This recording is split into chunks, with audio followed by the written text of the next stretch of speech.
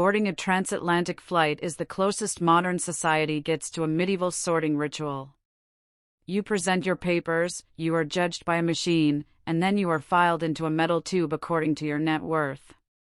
To the left, the aristocracy, offered hot towels and champagne before the wheels even turn. To the right, the peasantry, fighting for overhead bin space like starving dogs over a scrap of meat. Flight 242 to Lisbon was no different.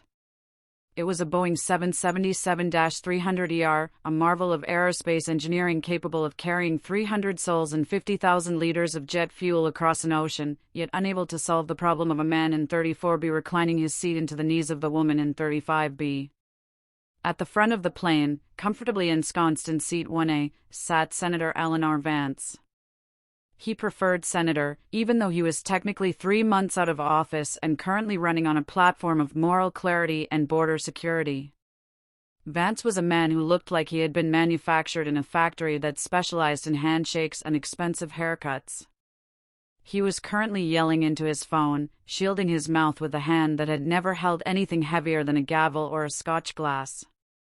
"I don't care what the polling says about the suburbs, Jerry," Vance hissed, his voice pitched perfectly to be overheard by anyone important but ignored by the flight attendants. "The narrative is purity. We are cleaning up the streets. We are sealing the cracks. If they want to talk about the war on drugs, let's talk about it. Let's talk about the poison coming over the border." He paused to accept a crystal tumbler of hard whiskey from a flight attendant, flashing a smile that didn't reach his eyes. "No, I'm flying commercial to show I'm a man of the people," he continued into the phone, swirling the ice. "First class, obviously. I'm a man of the people, Jerry, not a communist. Look, I have to go.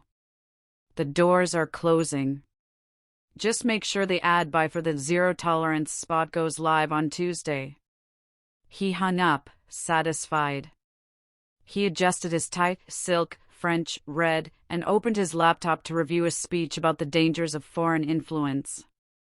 He had no idea that beneath his Italian leather loafers, separated by a few inches of aluminum and insulation, 50 kilos of the very poison he campaigned against was vibrating gently against a crate of duty-free rum. Across the aisle, in 1D, sat Brenda Miller. Brenda was the president of her homeowners association, a position she wielded with the unchecked authority of a feudal warlord. Currently, she was engaged in a holy war against germs. She wielded a container of industrial-strength sanitizing wipes like a weapon, scrubbing the armrests, the tray table, the screen, and the window shade with frantic, circular motions. Brenda stopped scrubbing only to glare. Her target was the aisle. 2 young black men, Marcus and Tyrell, were shuffling past on their way to economy. They were dressed in hoodies and sweatpants, standard travel attire for anyone under 30 who wanted to be comfortable, but to Brenda's curated worldview, they were walking probable causes. "Excuse me," Brenda snapped at a passing flight attendant, her voice tight enough to snap a violin string. "Are those 2 on the right flight?" The flight attendant, a woman named Sheila who had eyes that had seen everything from mile-high conceptions to mid-air coronaries, didn't even blink. "Their boarding passes say Lisbon, ma'am. Unless they're planning to jump out over the Azores." "They just looked lost," Brenda muttered, returning to her sanitizing. She watched Marcus and Tyrell disappear behind the curtains separating the classes. She double-checked that her purse was zipped. She checked her pulse. It was elevated. It was always elevated these days. The world was chaotic, dirty, and encroaching on her property values. She needed order. She needed the seal of the aircraft door to close and lock the rest of humanity out.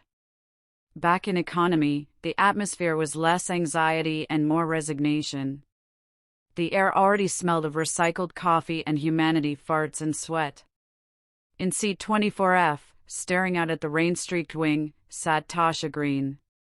Tasha was a corporate litigator for a firm that defended pharmaceutical companies when their miracle cures accidentally caused mild death. She was 32, brilliant, and tired in a way that sleep couldn't fix. She reached into her carry-on, her fingers brushing past a legal pad and finding a small, amber prescription bottle. She dry-swallowed a beta blocker. It wasn't recreational, it was structural. Tasha's nervous system was a high-tension wire held together by caffeine, ambition, and the occasional chemical intervention. She wasn't an addict, she told herself. She was a go-getter. She glanced at the passenger next to her. It was Luka Markovich. Luka was reading a paperback copy of Meditations by Marcus Aurelius. He was a man of indeterminate age and origin, somewhere between 40 and death. He wore a faded leather jacket that smelled of old tobacco and rain. He sat with a stillness that was unnatural in economy class, where everyone else was shifting, adjusting, and fighting for elbow room. Luka didn't fight for space. Space seemed to bend around him out of respect. Stoicism? Tasha asked, gesturing to the book. Luka looked at her. His eyes were dark, flat, and entirely unbothered. It helps when you have no control over the outcome, he said. His accent was thick, Balkan perhaps, coated in gravel. We're just flying to Lisbon, Tasha said, tightening her seatbelt. Not going to war. Luka smiled, a small, barely there movement. It is a Boeing, miss. Gravity is always at war with us. He went back to reading. Tasha felt a shiver that had nothing to do with the air conditioning. She tapped her nose, a reflex. She had a small vial in her purse, a little pick-me-up for when they landed, to help her power through the merger meetings. Just a bump. Just to stay sharp. The irony that she was sitting 30 rows above 50 kilos of the same substance didn't occur to her. 2 rows behind them, Jasmine Vega was already asleep. Or pretending to be. Jasmine was a transgender DJ who had spent the last 3 nights playing sets in South Beach basements that vibrated with bass and bad decisions. She was wearing noise-canceling headphones the size of grapefruits. She was vibrating at a frequency that normal people couldn't perceive, a residual hum of stimulants and serotonin depletion. To society, she was a burnout. To the passengers of Flight 242, she was irrelevant. In just about 3 hours, she would be essential personnel. Standing in the rear galley, orchestrating the final chaotic symphony of boarding, was Sheila. Sheila was 55 and had calves of steel from walking uphill during takeoffs for 3 decades. Before she earned her wings, she had danced under the name Crystal in a Vegas club that no longer existed. She knew people. She knew that the businessman in 4C was cheating on his wife because he bought 2 perfumes from duty-free. She knew the toddler in 12A was going to scream for exactly 40 minutes before passing out. And she knew that Senator Vance in 1A was going to ask for a refill before the seatbelt sign was off. Check the rear lavs, she barked at a junior attendant, a terrified girl named Chloe. And tell the bachelor party in row 40 that if they open that tequila before we hit cruising altitude, I will personally zip-tie them to the landing gear. Sheila checked the manifest. Full flight. 300 souls. She patted her pocket where she kept a pack of contraband cigarettes for the layover. She missed the days when you could smoke on planes. She missed the days when people dressed up to fly. Now, it was just a bus with wings and a better liquor selection. Cabin crew, arm doors, and cross-check, the captain's voice crackled over the PA. The sound of the door's ceiling was heavy, thump-hiss. The distinct tone of the world being shut out. The pressure change popped ears throughout the cabin. Up in the cockpit, the sanctuary of logic, Captain O'Donnell and First Officer Ruiz ran the checklist like AI chewing algorithms. Hydraulics? Check. Flaps? Set 20. Trim? Set. O'Donnell looked out the windshield. the wipers were fighting a losing battle against the storm. "Let's get out of this soup," he muttered. He pushed the throttles forward. The engines spooled up. It wasn't a roar, it was a physical sensation, a deep vibration that started in the teeth and moved down to the toes. In the cargo hold, the container rattled. The cross-threaded bolt holding the door of the industrial solvent container experienced a new force, thrust. As the plane accelerated down the runway, pushing everyone back into their seats, the suitcase inside the container shifted backward. It pressed harder against the duty-free crate.